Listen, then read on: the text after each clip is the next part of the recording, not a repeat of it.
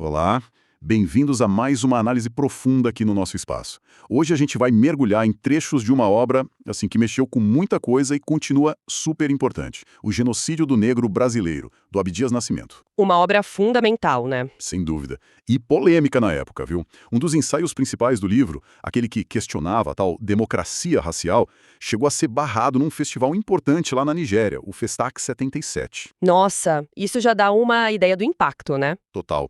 Mostra como o tema era delicado, explosivo mesmo. Então, a nossa ideia hoje é investigar bem a fundo os argumentos do Nascimento. Vamos olhar como ele usa fatos da história, leis, estatísticas, referências culturais para desmontar o que ele via como esse grande mito da democracia racial aqui no Brasil. Exato. Ele argumenta que o Brasil vivia, e talvez ainda viva, um processo de genocídio, sabe? Não só físico, mas cultural também, contra a população negra. É um ponto central da obra dele. É uma leitura chave para a gente entender a raiz de muita coisa na nossa sociedade, na história, na antropologia brasileira. Então, vamos lá desvendar isso. Vamos sim. E para começar, é crucial entender o que o Nascimento queria dizer com genocídio. Não era só a ideia de matar muita gente fisicamente, né? Não, ele ampliava o conceito, pelo que entendia. Isso. Ele foi buscar em dicionários da época, tipo o Webster's, o dicionário escolar aqui do Brasil, e aplicou o termo a um conjunto de ações, sabe? Ações sistemáticas para destruir um grupo. Destruir como? Destruir a cultura, a língua, a religião, as bases da existência mesmo daquele grupo. É essa visão mais ampla que ele usa para analisar o Brasil. E ele faz isso batendo de frente com a ideia da democracia racial, que era vendida, e ele cita isso, né, citando Tales de Azevedo, o Jornal do Brasil, como o nosso maior orgulho nacional. Quase um presente do Brasil para o mundo, né? Pois é. E o Nascimento, ele recusa aquela postura neutra acadêmica. Ele fala, olha, eu sou parte disso aqui que eu estou investigando. É um testemunho engajado, sabe? Vem de dentro. E figuras como Gilberto Freire? São criticadas por ele. Conceitos como morenidade, meta-raça. Para Nascimento, isso acabava servindo para diluir a identidade negra, para reforçar o ideal do branqueamento. Essa postura dele de não ser neutro é muito forte. E ele não fica só na teoria, né? Ele busca na história a base para essa crítica. Como ele vê a escravidão, por exemplo. Ele desmonta aquela visão mais leve que às vezes pintam, não é? Totalmente. Ele vai direto contra o mito do senhor de engenho bonzinho. E mostra isso com dados, com fatos. Olha, a escravidão foi a base da economia do Brasil por séculos. Na cana, no ouro, no café. Era trabalho forçado, brutal. Brutal. E ele lembra um negócio assustador. A ordem do Rui Barbosa, lá em 1891, para queimar os arquivos da escravidão. Queimar os arquivos? Sim. Um ato que, apagou parte da nossa história. Fica difícil saber quantos milhões de africanos foram trazidos à força. A estimativa é uns 4 milhões, mas sem os registros fica complicado ter certeza. Ele também olha o papel da Igreja Católica como um suporte ideológico para a escravidão, sabe? Como assim? Nossa. E as Irmandades Negras, tipo a de Nossa Senhora do Rosário. Ele via não só como espaço de encontro, mas também como um jeito de controlar, de dividir. Cita até o Conde dos Arcos, que achava bom ter os batuques, porque mantinha a rivalidade entre as nações africanas, sabe? Facilitava o controle. É uma visão bem diferente daquela mais romantizada, né? E as condições de vida dessa gente? Terríveis. Nascimento traz números que doem, tipo 88% de mortalidade infantil entre escravizados no Rio, expectativa de vida útil de só 7, 8 anos depois de chegar da África. 7 anos? Era um sistema que matava aos poucos. Pela negligência, pelo trabalho excessivo, o tal do banzo, aquela tristeza profunda que levava à morte, é sintoma disso tudo. Uma desumanização completa. Exato, e ele aponta a ironia, né? Negros lutando pela independência, como na Conjura dos Alfaiates, lá em 1798, e o Brasil independente continuou sendo um país escravocrata gigante. Mas ele também fala da resistência, certo? Isso é importante. Fundamental. Ele ressalta que nunca teve passividade. A resistência foi constante. Os quilombos, com Palmares e Zumbi como grande símbolo, são a prova dessa luta organizada pela liberdade e para manter a cultura viva. Essa resistência é um ponto-chave. Mas aí vem a abolição, 1888. Para o Nascimento, isso não foi o fim da opressão. Ele diz que ela só mudou de forma. E aqui a análise dele fica ainda mais forte, eu acho. Fica assim, porque ele descreve a abolição do jeito que foi feita, sem terra, sem trabalho, sem reparação nenhuma, como uma espécie de assassinato em massa por abandono. Assassinato por abandono? É, parecido com aquela prática de libertar escravos velhos, doentes, que não podiam mais trabalhar, e largar eles à própria sorte. A elite, o Estado, a igreja, todo mundo lavou as mãos, sabe? Deixou milhões de pessoas soltas numa sociedade que continuava racista até a medula. E o que veio no lugar da escravidão? Uma estratégia mais sutil, talvez, o projeto de branqueamento da população. E isso não era ideia de maluco, não. Era defendido abertamente por gente influente, intelectuais, políticos. Como a solução para o problema negro. Exatamente. O negro era visto como um atraso para o progresso, uma mancha que precisava assumir. É chocante pensar nisso como um projeto de país. Quem defendia essas ideias? Olha, gente de peso. Nina Rodrigues, que era médico, antropólogo e mulato, ironicamente, ele defendia a tese da inferioridade natural do negro. Que coisa. Outros, como Silvio Romero, achavam que o branco ia vencer na luta pela vida. Joaquim Nabuco, que foi abolicionista, apoiava trazer imigrante europeu para depurar a raça. Oliveira Viana falava em aumentar o quantum de sangue ariano. Nossa. E talvez o mais extremo seja o João Batista de Lacerda.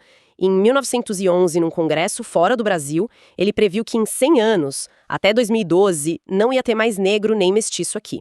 Resultado da miscigenação que ia branquear todo mundo. Previu o fim da população negra. Basicamente isso. E teve o Afrânio Peixoto com aquela metáfora horrível perguntando se teria albúmina, proteína branca, suficiente para refinar a escória, falando da população não branca. São citações muito pesadas. E isso virou lei, política pública. Virou. Nascimento aponta isso claramente. Um decreto de 1890, logo depois da República, proibia a entrada de imigrantes da Ásia e da África, a não ser com autorização especial. Proibindo mesmo. Sim. E depois, em 1945, já no governo Vargas, o Decreto-Lei 7967 estabelecia que a imigração devia preservar e desenvolver na população as características da ascendência europeia. Quer dizer, o branqueamento era a política de Estado oficial. Com certeza, o objetivo era esse mesmo. E como isso aparece nos números, na demografia? O Nascimento deve ter ido atrás dos censos da época para provar isso, né? Foi, sim. Ele juntou dados dos censos de 1872 até 1950. E esses dados mostram mesmo uma queda no percentual de pessoas classificadas como negras e um aumento das classificadas como brancas e pardas. Ah, então os números confirmam. Confirmam a tendência, mas ele não aceita os números sem criticar. Ele questiona a manipulação por trás deles. A questão da autoclassificação, por exemplo. Como as pessoas se declaravam, muitas vezes influenciadas por aquele desejo de embranquecer socialmente, né? Algo que viajantes como Hugendas já notavam lá no século XIX. A pessoa se declarava mais branca do que era. Podia acontecer. Ele cita um demógrafo, Jorge Mortara, que mostrou como as reclassificações censo após censo tendiam a inflar a categoria branca e diminuir a negra. E o mais grave, ele denuncia que depois de 1950 simplesmente pararam de perguntar sobre cor ou raça nos censos, como no de 1970. Tiraram a pergunta? Exato. Um apagamento estatístico. Se não tem dado, não tem problema, né? Era uma forma de sustentar o mito de que não existia racismo. Esse apagamento nos dados é uma violência simbólica muito forte mesmo. E na vida real, no dia a dia, como essa ideologia toda e essa negação do racismo afetavam as pessoas negras? Mesmo depois da Lei Afonso Arinos de 1951, que proibia a discriminação. O Nascimento mostra que a lei era basicamente letra morta. Ele junta evidências de discriminação em todo lugar. No emprego, por exemplo, aqueles anúncios pedindo boa aparência. Código para branco, né? Claramente, ele cita pesquisas, tipo uma do Ministério do Trabalho, em 59, mostrando que raça era o principal fator para a pessoa não conseguir emprego no Rio. Imprensa de fora, tipo o London Times em 1960, notava que não se via negros em cargos bons, nem mesmo servindo mesas em lugares chiques. E ele tem dados específicos? Tem sim. Os da Bahia de 1950 são muito claros. Negros e pardos eram 70% da população lá, mas como empregadores, quase nada. Agora, como empregados, a imensa maioria. E na educação, a mesma coisa.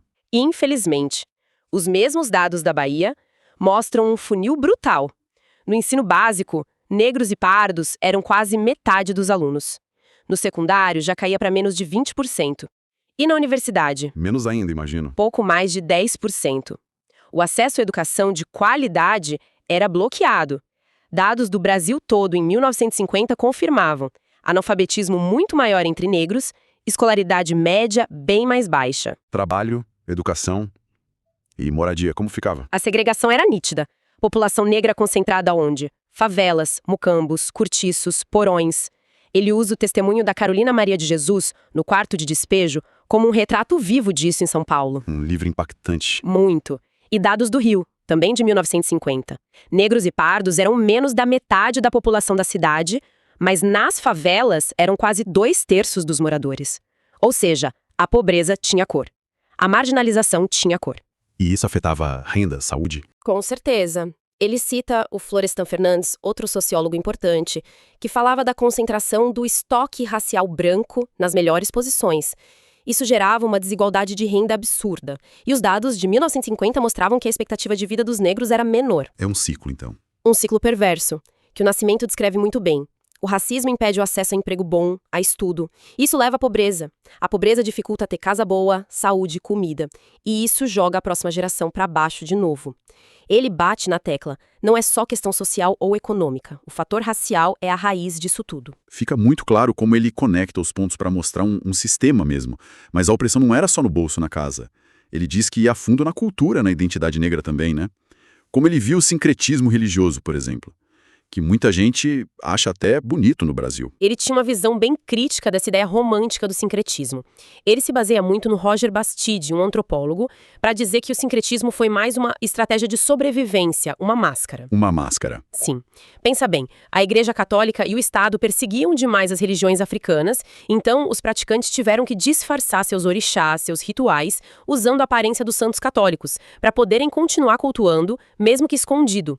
Não foi uma mistura feliz. Foi resistência disfarçada. Faz sentido pensar assim. Ele lembra coisas como terreiro de candomblé na Bahia, precisar de registro na polícia até 1976. Imagina isso para uma igreja. Ou a lavagem do Bonfim ter sido proibida por um tempo. Então, o que era visto como mistura, ele enxergava como imposição. E ele fala também da cultura afro ser transformada em algo superficial. Isso, ele chama de folclorização. É pegar elementos ricos, profundos da cultura afro, os rituais, a música, a dança, os orixás, tirar o significado original e transformar em coisa exótica, sabe, pitoresca, para vender para turista ou para elite branca consumir. Tipo souvenir. Quase isso. Ele critica, por exemplo, como o Jorge Amado às vezes retratava os rituais focando muito no lado sensual, animalesco e ignorando a parte espiritual. Isso citando uma análise da Doris Stern. Ou usar nome de orixá para batizar prédio de luxo na Bahia, como o Pierre Verger notou. Prédios onde quem cultua o orixá nunca vai poder morar. É o que o Fanon chamava de mistificação verbal, né? Usar as palavras, mas esvaziar o sentido. Exatamente. E junto com isso, vinha aquela mania de classificar a arte afro-brasileira como primitiva e inferior, sempre comparando com a Europa. Críticos como o próprio Nina Rodrigues ou Mário Barata viam essa arte como arcaica, não como algo com valor próprio. Tudo isso criava uma pressão gigante para se assimilar, para embranquecer a alma, como diz o Nascimento. Embranquecer a alma? É forte essa expressão. Ele dá exemplos disso. Dá sim. Analisa figuras como o Edson Carneiro, um intelectual que chegou a achar bom que as culturas africanas fossem destruídas para formar o Brasil, ou até o Machado de Assis. Gênio indiscutível, claro, mas a obra dele é quase toda focada na elite branca, quase sem personagens negros importantes. E o poeta Cruz e Souza? O Nascimento vê ele como um exemplo trágico desse emparedamento. Um poeta negro buscando obsessivamente imagens alvas, brancas na poesia. É triste. E quem resistiu a isso? Ele exalta figuras como Luiz Gama, advogado, poeta que afirmava a beleza negra e denunciava o racismo sem medo. Ou Lima Barreto, que retratou a vida e a fala dos subúrbios negros do Rio. E lembra também dos estereótipos que sempre apareciam na literatura, né? O bom negro que obedece, o negro mau e preguiçoso, a mulata supersexual. Clichês que reforçavam o racismo. É uma análise da cultura que desmonta muita coisa. Mas o Abdias não foi só um pensador, né? Ele foi um militante. O livro deve falar também das formas de resistir a isso tudo. Com certeza. Denúncia e resistência andam juntas na obra e na vida dele. O marco principal é o Teatro Experimental do Negro, o TEM. Ele fundou em 1944. O TEM, importantíssimo. Muito mais que teatro. Foi uma plataforma para denunciar o racismo, para valorizar os artistas negros, para repensar a identidade negra, para lutar por direitos. O TEM foi fundamental na campanha pela Lei Afonso Arinos, por exemplo. Queria romper com aquela visão do negro como algo só pitoresco, folclórico e afirmar um olhar negro sobre o mundo. Um exemplo forte de ação cultural e política. E ele liga o TEM com outras resistências. Liga, sim. Ele vê o TEM como herdeiro de uma luta longa, que vem lá de Zumbi, de Palmares. E ele observa também os movimentos dos anos 70, os bailes soul, Black Power. Via como expressões importantes de identidade e de não aceitação, mesmo usando referências de fora. E novas organizações. Menciona, sim, o Instituto de Pesquisas das Culturas Negras, o IPCN, e, crucial, o Movimento Unificado contra a Discriminação Racial, o MUDCR, que surge em 78, depois de um protesto contra racismo em São Paulo. Cita jornais alternativos como Tição, Abertura, tudo mostrando que a luta continuava, se renovava. E o pós-fácio do livro, escrito depois pela Elisa Larkin Nascimento. É muito interessante, porque ela mostra como as décadas seguintes confirmaram as análises do Abdias. Pesquisas mostrando que as desigualdades raciais continuavam lá, firmes e fortes. Quer dizer, a tese dele se provou atual. Muito atual. Ela ressalta o impacto que a denúncia do racismo brasileiro teve no mundo, tipo na Conferência de Durban, em 2001. E diz que as políticas de ação afirmativa, como as cotas, são resultado direto dessa luta do movimento negro que o Abdias ajudou a impulsionar. Ela reafirma o conceito de genocídio, naquele sentido amplo, e a briga por reparação continuam sendo centrais. Então, para a gente amarrar aqui, o argumento principal do genocídio do negro brasileiro é que aquela história de democracia racial era mais uma cortina de fumaça. Exato. Por trás dela, o que existia era um sistema histórico profundo que oprimia, marginalizava e tentava apagar a população negra, física e culturalmente. Um sistema que se apoiava em leis, em estatísticas manipuladas. Ou omitidas, né? Em violência simbólica na cultura, no racismo do dia a dia. E a força do trabalho do Abdias Nascimento foi justamente essa coragem de rasgar a cortina, de mostrar os fatos, os dados, com uma análise que misturava a pesquisa séria com a dor de quem viveu aquilo na pele. É isso, a análise dele, que usou história, sociologia e antropologia, foi pioneira em mostrar essa realidade para o mundo de um jeito tão forte e articulado. Como o Olei Soyinka previu lá no prefácio da edição nigeriana, as ideias do Nascimento chocaram muito a gente na época, pareceram radicais. Mas o tempo mostrou que ele estava certo em muitos pontos. O tempo e as pesquisas, né, como o pós-fácio deixa claro, corroboraram a análise dele sobre o racismo estrutural no Brasil. Por isso que mesmo escrito há quase 50 anos, o livro continua tendo assim essencial para a gente entender o Brasil de hoje e os desafios enormes que a gente ainda tem para construir uma sociedade justa de verdade. Essa análise do Abdias Nascimento realmente nos força a encarar uma história difícil, né? Pensando em tudo que ele levantou, os fatos históricos que ele reviu, as leis que eram abertamente racistas, os números da desigualdade, as táticas de apagar a cultura e como isso tudo continuou depois, fica aqui uma reflexão pra gente. Como seria o Brasil hoje se essa narrativa sobre o genocídio do negro brasileiro, com toda a sua dureza, fosse reconhecida de um jeito mais honesto, se estivesse mais presente na nossa educação, nas políticas públicas, na nossa identidade como nação? Que tipo de mudança isso poderia trazer na busca por uma justiça e uma equidade que sejam reais para todo mundo? A gente agradece a companhia nessa discussão densa, mas muito necessária. Até a próxima.